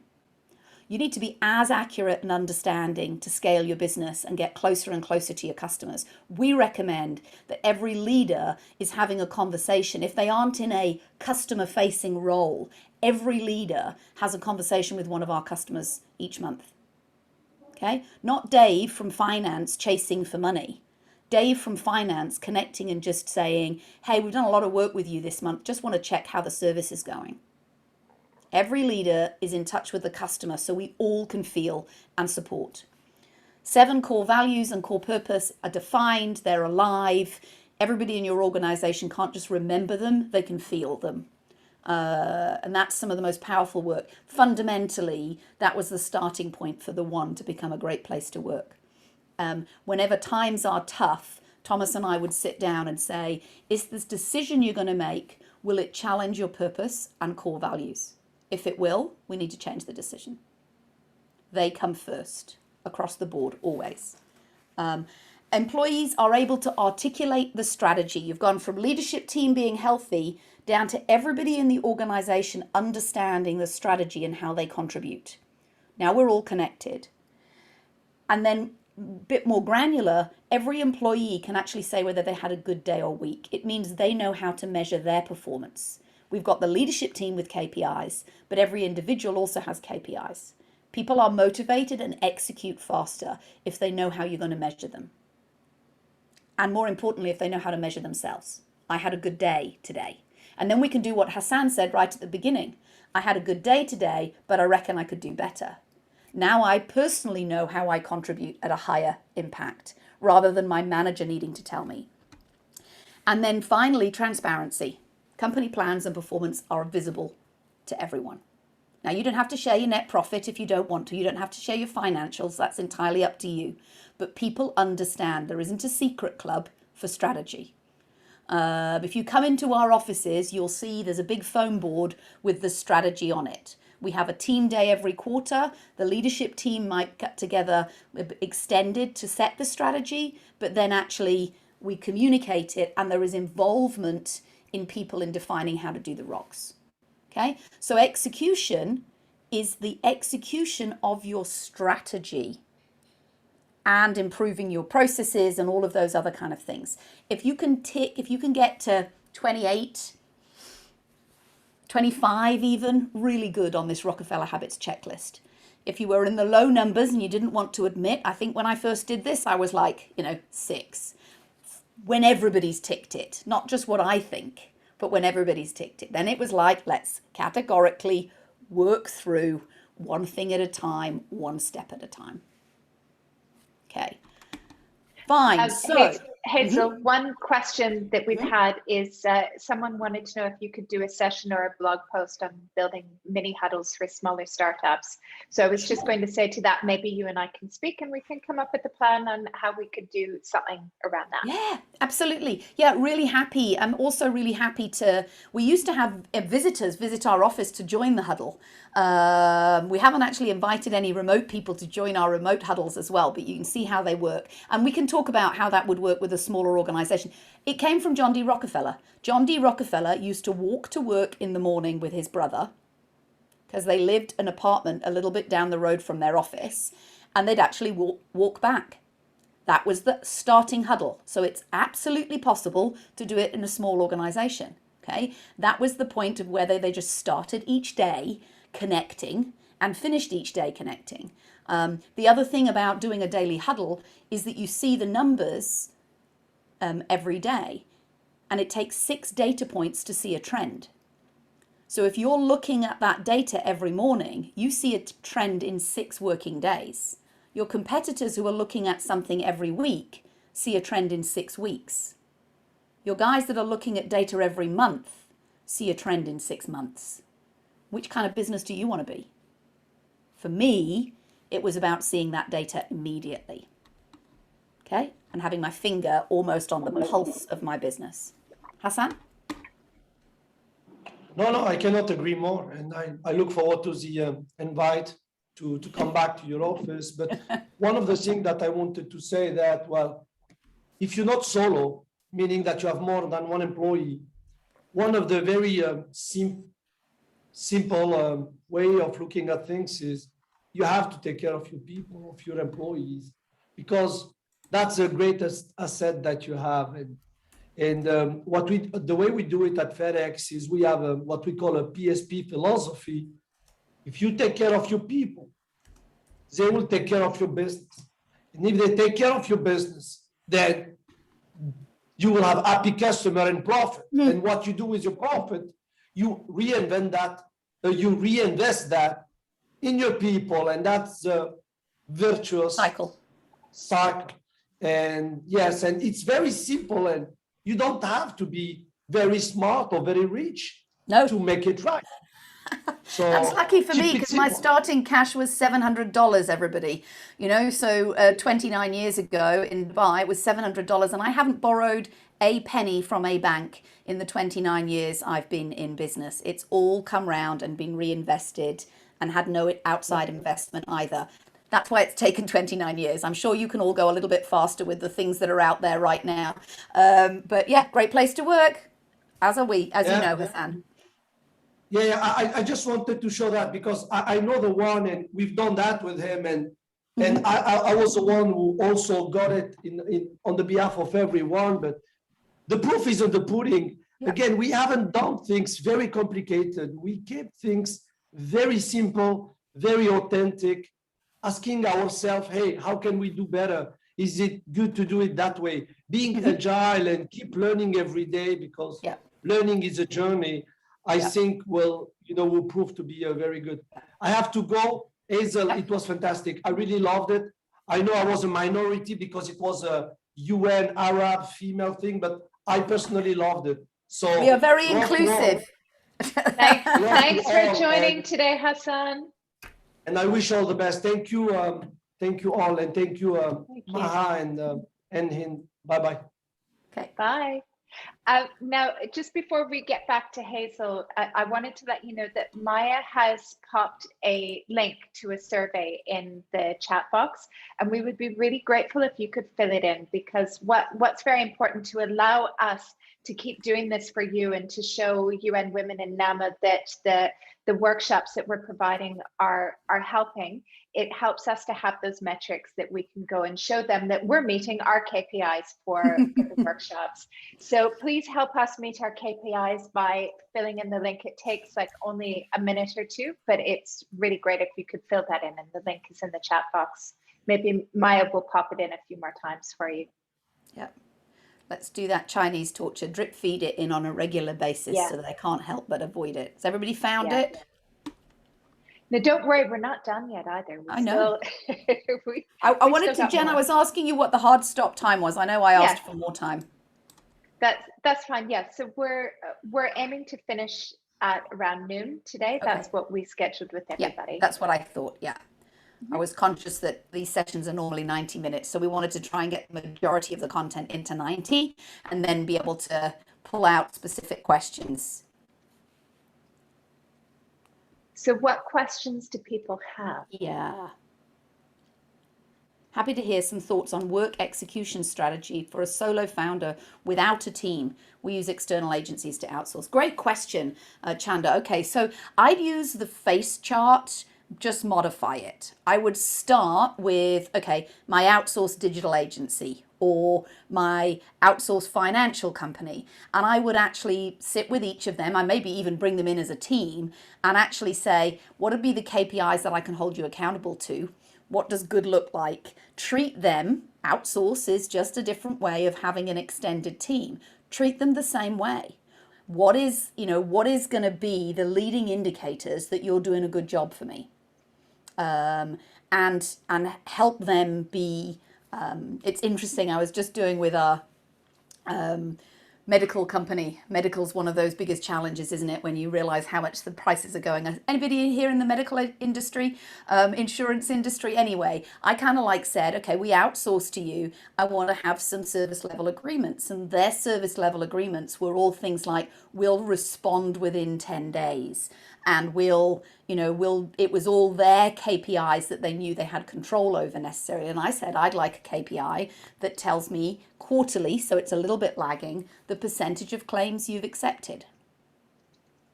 That's not a KPI they had in their list, and that had to be a negotiation. What does good look like for me? Okay, maybe you've responded in 10 days. But what really good looks like for me is I get this. And so you have to sit with those partners. Just the KPIs they always give you might not be the ones that you really want. And that's a negotiation. Okay. 50% of my team's remote. Yeah, do the same thing. I would be bringing my remote or outsourced team into that conversation of, you are my team. So the fact that you're not a salaried employee and maybe I only get a percentage of your time, what's a reasonable KPI for that percentage of the time that you give me? And what are the outcomes you expect from that person? So remember, you can have a leading indicator and you can have an outcome expectation that you're looking for as well. Be really clear with that. Hazel, we have a really great question here as well. And I think this is so important for entrepreneurs. Is a few people are asking about how you manage to scale and grow your business without taking any finance or borrowing any money. Maybe could you speak a little bit more about that? I will happily tell you the story of how it all started. And this is courtesy of my grandmother's teachings. When I first came to Dubai, I didn't have any money. And back in 1992, there weren't these free zone, brilliant tech support startups. Most people didn't even know what a training company was. So nobody was going to invest in me. And I was also given a piece of advice: be careful, don't get yourself in debt. Okay, so there's no money and there's no debt. So I actually started a little bit of a story, then I'll tell you the later time. I started with an envelope, and it was a DL envelope. For those people that don't know what an envelope is when you produce, Veronica, you look a bit younger than me. When you produce something, you put it in an envelope to send somebody the invoice. Well, in this envelope on one side, I wrote money in. So if I was doing a piece of business, everyone was paying me cash back then, I would write, okay, I sold something to Gulf News, and that's 2,000 dirhams, that's money in the envelope. And on the other side, I wrote money out, had to buy some stationery, had to pay somebody some photocopying, etc., etc. Now we are talking old school in those days. And at the end of the month, I opened the envelope. What was left was what I had to live on. Okay. And then if I could, I wouldn't spend all of that. I would use some of that to put cash flow and say the next month, this month starts with some money in. And I built from there. That's literally how I started my business. Every month, trying to have more money in the envelope than I had the month before. And that was probably 6 to 8 months before I then actually formally set some things up. And then effectively I've run the business ever since. Our first off, you see our offices now, people are like, wow, look at this. It's massive. It's got a slide. It's got a VR lab upstairs. It's double story. It's got a warehouse in the back full of team building equipment. It's awesome. First office, Karama Watchman's building, Watchman's room at the bottom of a Karama building. We weren't even sure if we could go to the toilet. Okay, it took like the couple of people that were there a lot to clean. Would we invite clients there? Hell no. No way. Of course, we'd meet them at their offices, or we'd meet them in one of the 2 or 3 hotels that existed at the time. That was the legal office. It slowly moved. It took me 24 years to get the office that I dreamed of when I first started my company. I didn't run and get a fancy desk and chair. I've never really driven. I had a nice car at one point, but I've never really spent the money on things I couldn't afford. It was this spirit that my grandmother taught me. When save up to buy something. When you've got the money to buy it, decide if you still want to spend that saved money on that thing, as opposed to the instant gratification and going out and getting something. And I tried once to get a loan from the bank. We'd won a piece of business with Etisalat and they required a performance bond. Okay. Yeah. And the performance bond was 250,000 dirhams. And at the time I could afford to pay the performance bond of 250,000 dirhams, but it felt like it was going to suck a lot of the cash. And we were always I'll talk about how much cash to keep in your company. So I went to the bank and I said, we've got this contract. We need a performance bond. Can we borrow 250,000 dirhams, and that will just keep our cash flow clean? And the bank said, sure. What you have to do is you have to lodge 250,000 dirhams as a guarantee. Well, don't know about you, but it doesn't take much maths to say, so I'm going to give you 250,000 dirhams, and then you're going to give the other person 250,000, and I'm going to pay you interest on that. That doesn't make any sense. So we just paid the 250. That was the last time I asked the bank for any money. It was about year 15 of our business. And from that point on, we just saved. Now, second thing, lesson to anybody out there, don't run your business bank account like your bank account. Okay, it is a business. You pay yourself a salary and you live on that salary. If you can't afford to pay yourself the salary you think you're worth, tone down some other things and live on the salary that you can afford to pay yourself out of that business. If you are building a business, you need to have clear accounts that actually show that business makes a profit. And you don't take a dividend from that business every month because you had a great month. You take a dividend at the end of the year if you've had a great year. And I didn't take a dividend from my business for the first 15 years. I paid myself a salary. I actually paid myself a lower salary than some of my leadership team. I was building a business, and my first responsibility was to make sure that my team got paid. Last year, the only person who didn't get paid in the company for probably 8 months of the year was me. Everybody else got paid. But we also survived COVID because we had cash. We typically keep 6 months operating cash in the company. So even when I did take a dividend, we left the fact that a rainy day, what if something happened and, we couldn't do any business for 6 months? We want to still be able to pay everything that we have to pay, and that's the kind of cash. Now, did we have that on day one? No, but that was the money that I was looking to build. I can pay gratuities out to everybody, and I can pay operating cash, and I can meet all my obligations of my rent for my big fancy office, which nobody comes to anymore. And I can pay salaries, and I can sleep at night. So if you really want to be an entrepreneur, hold back in the early years with what you take from the business. Give yourself a cushion. That is hard. Now, going back to the investors and borrow to grow your business, I'm old school. So I was afraid to do that. That might not be your best route. You might be better to have an investor or to have a bank loan or to go to somewhere like Beehive and get your money to accelerate. If that had all existed at that 15-year point, possibly I would have done it. I would have taken a Beehive loan to accelerate the business. I didn't. I did it the hard yards way. Therefore, I've done it slowly. So maybe that's not your path. maybe that, you know, and I think Jen said here, there's going to be places where you can go and pitch to an investor. I've had business partners in my company over years. I've bought them all out recently. They've retired. And so, but I was able to do that without needing to bring in an external investor because I kept the cash. Cash is oxygen. And I'll be honest, I know it's really, really hard when you're battling to make payroll at the end of the month. You know, and that's about focusing on what you're really good at and figuring out how you can get a few months under your belt. And not spending what you don't have. Yeah. I see that so many times that entrepreneurs, they start out, it's their first business and they go and get nice offices and fancy furniture. And then 6 months later, you see that it's all for sale on Dubizzle or on a Facebook group because they haven't had enough money to run their business. So in the beginning, spend as little as you possibly can.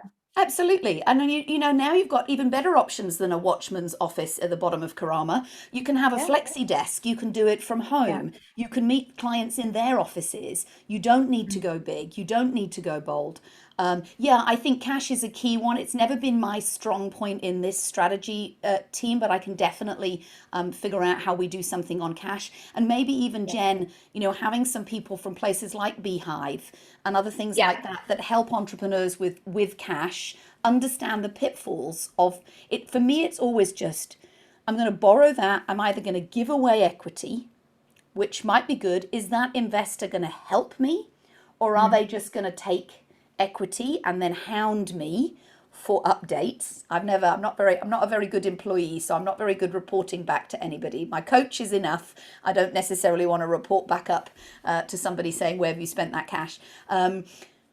But you're also going to pay interest back on those things, you know? So maybe you have to wait a little bit longer to get something. I agree with you, Jen. Don't go big. Anything you spend, know you have the cash to spend it, and take your time. It's not a race. Yeah, absolutely. It's a journey. And it is possible to grow a business without any investment and starting just with your hard work. I've done that with all of my businesses as well. I've never had any investment before. It's just a lot of hard work, and it means that it takes a little bit longer to get there, but it is something which is yours. To answer that as well, Hazel, that we do have sessions like that planned in the works, and we have lots of interesting people. And I know that cash and finance and financial planning and modeling is super important, and we have a number of those scheduled.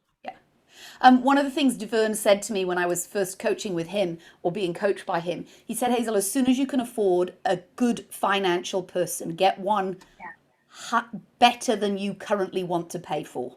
And I've always done that. I've always tried to make sure my finance person is one of the key jobs I hire, because it's not my strength. And therefore what I need is somebody that is way better at that than me. Now I know there's things that exist like outsource your CFO and all of those other kind of things. So there's so many more resources for you to build your business than when I started. Just because I didn't use them doesn't mean that they aren't good to go out and use. Get better finance help that you can. Let me answer a couple of these questions. And I appreciate that some people have put their things in there. You know, I paid myself kind of like 10, 15,000 dirhams for years. I might top that up with some delivery hours that I would do. So I was a performance-based person. If I was being the CEO, I was earning that kind of income. If I was actually then delivering, I'd take some of that consultant rate that I would normally have paid somebody else, and I would top up my salary. So if I was really busy delivering, I might be able to earn what would be considered a reasonable salary. I still am probably one of the worst paid people in the organization. But at the end of every year, we look at the numbers, the revenue that we've made, and about 50% on average, 45 to 55% of that net profit becomes a dividend.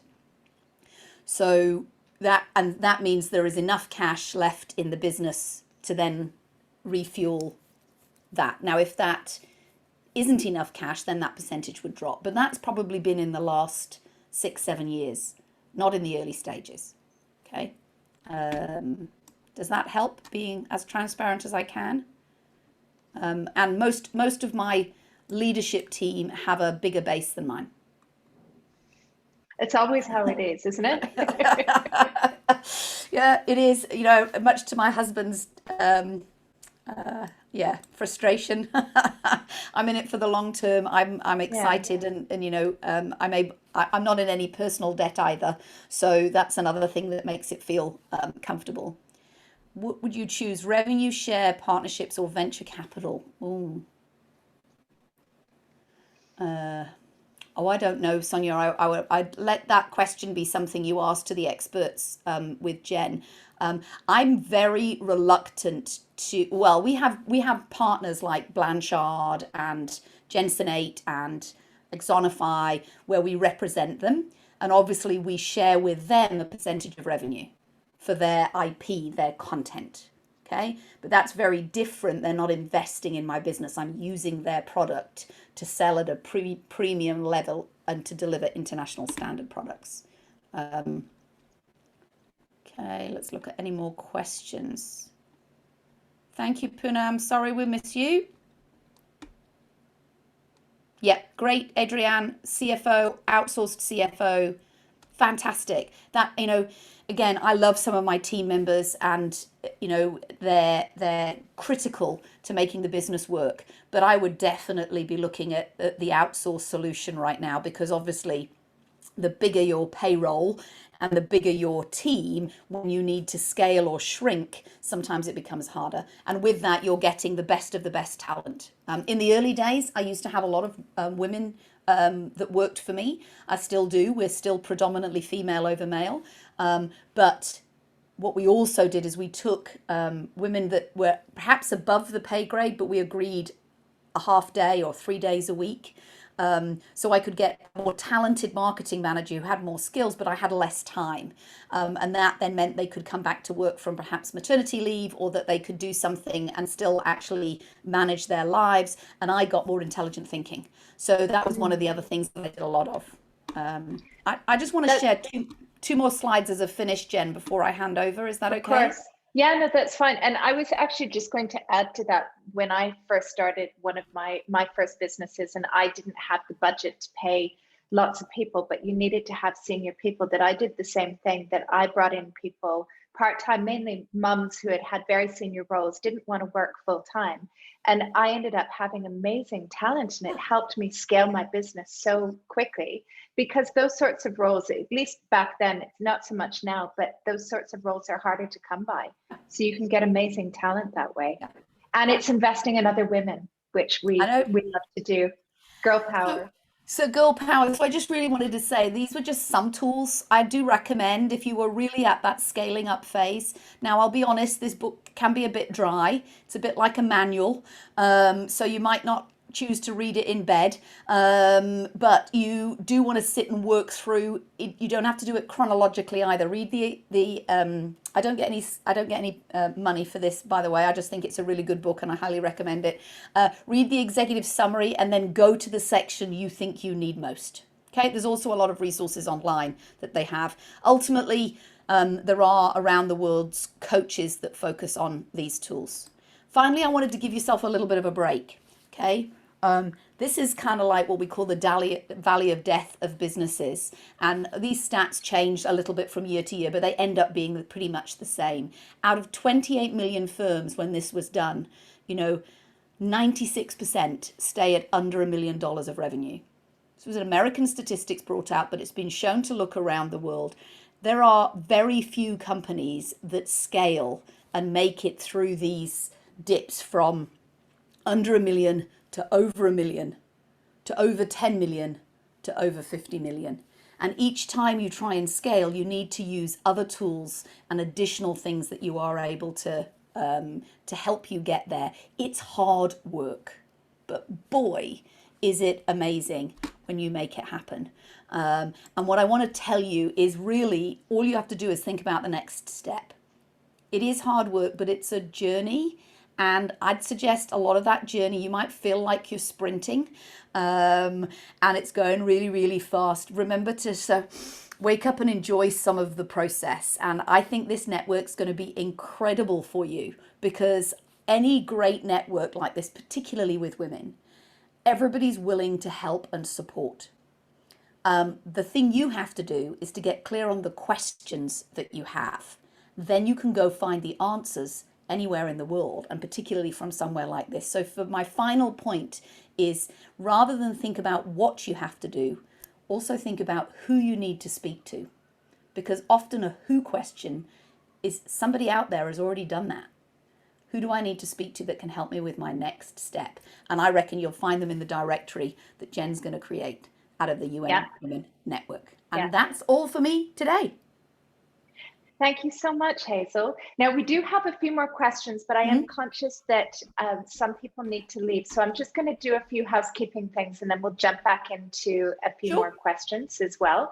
A couple of housekeeping things. One, please remember that next week you're going to get an email about mentoring, as I mentioned before. So especially any of you who are a bit more senior, we would love it if you would volunteer to mentor another female entrepreneur who might benefit from some of your experience. So we'll be sharing information about that. And then we have 2 sessions planned for August. One is probably not going to be as relevant for all of you. On the 9th of August, we're doing a session on business planning, because we get asked this a lot. There is a lot of confusion about how to do a business plan and what women need for their business. So we'll be running that on the 9th of August. And then on the 25th of August, we're going to be doing a session with Huda from Media, and she's going to be running a session on digital marketing strategy. So that will probably be really interesting for everyone, and Huda's very well known and respected within the UAE for that as well. And then we have lots more coming up, and there's some big ones coming up in September, which I'll announce in the next couple of weeks as well. So please fill in our survey. Maya's going to pop it in the chat as well, because we need to meet our KPIs so we can keep delivering this for you. And then I think we're going to jump back into a few more questions. So we've got Hazel for a few more minutes. So ask away. Hey, Sean Rowlands, nice to see you on this. Few names I start to recognize. Do you know what I would love to also have is, let's put your cameras on and let's have a nice picture of this group. I've just stopped sharing, so wherever we've got a nice thing in here. This is a chance to show you are learners. Pop it in, we'll stick it on social media. Tag us, don't. Cameras on, look smiley, look happy. It's not all that bad running a business, you know. This is girl power. Hey, we got rid of Hassan as well, only joking. Okay, you're on, you're looking good. Your lipstick's looking fantastic. Okay, thank you. Oh, let me switch my flash off. You can see I'm not in social media. Okay. I've done a few screen grabs as well. Oh, there's Gemma in her car. I think Gemma's on holiday. Gemma did a session with us earlier on finance as well. And wow, that was popular, and that was one of the first sessions we did. So lovely to see you, Gemma. Thanks for joining. Right, who has questions for Hazel? We've got Hazel, let's hit her up with a million questions here. Looking back. Hazel asked about, she's looking at outsourcing her marketing and video production and wants to have access to the business directory. Hazel, it's going to take some time for that. So I don't think that will be ready immediately to be a resource, but maybe if you message us at UN Women, we can give you some recommendations as well. Awesome. Any other questions? Just trying to see if anybody else has said anything else. Mo? I think everyone was sharing their... Hey, yep. Mo? You're on mute. Mo's got a hand up. Unmute yourself.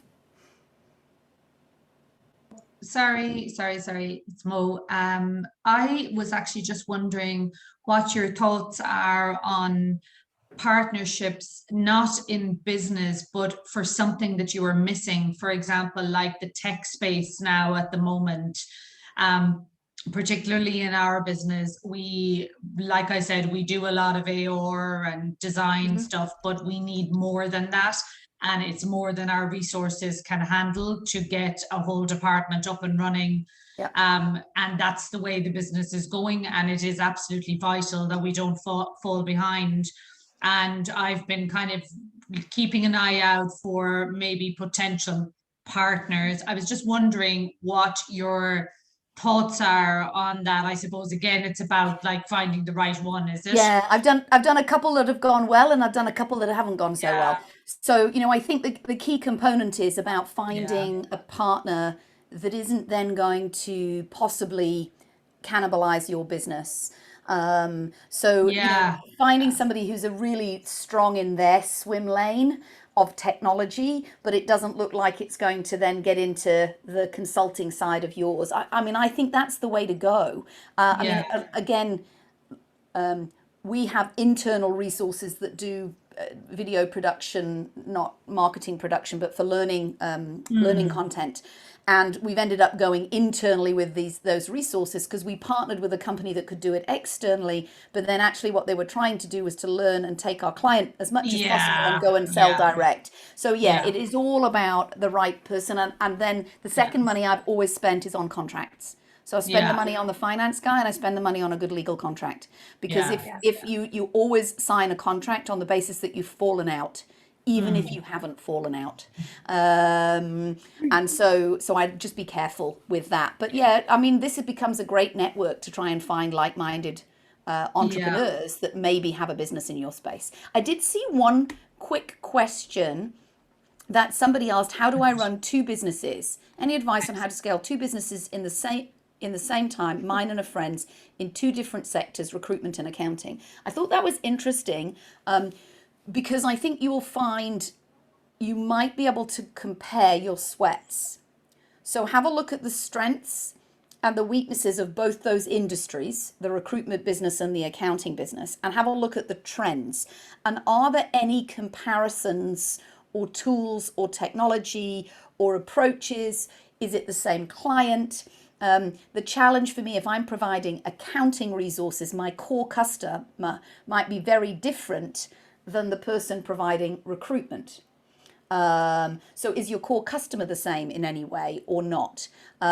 Or can the recruitment company become an expert in finance hiring? Is that a comparison that can help you both scale a little bit faster? So I think you'd sit and do independent sweats, but actually see whether there's any commonality that could actually help you to leverage that.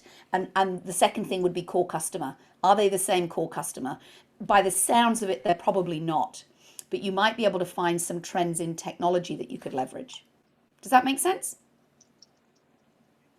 For the person that asked that question. 15 messages. I'm a bit behind. Jen, how are we doing? It's people just basically sharing the love. Sharing the love. We love you sharing the love. And doing a bit of marketing.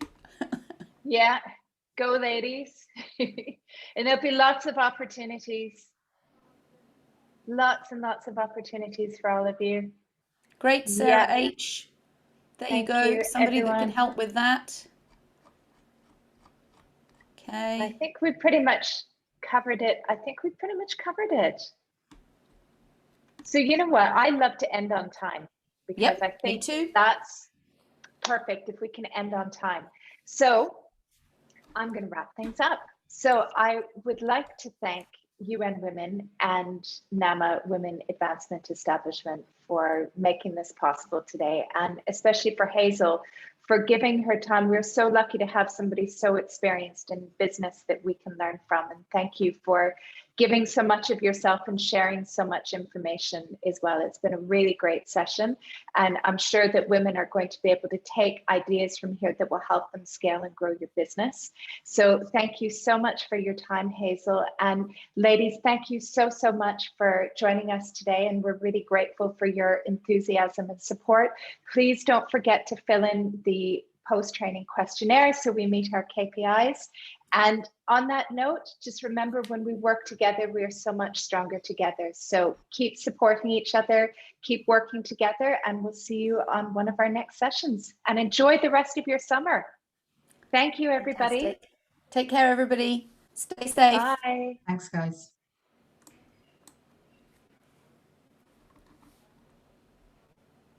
Thank you, Hazel. Welcome, Jen. It was fun. Soon. Enjoy the rest of your time in Turkey. Thank you. And see you soon. Bye, everyone. You have to come meet and go down the slide, Jen. Okay, I will when you're back. We'll talk next week. Okay, Bye. all right.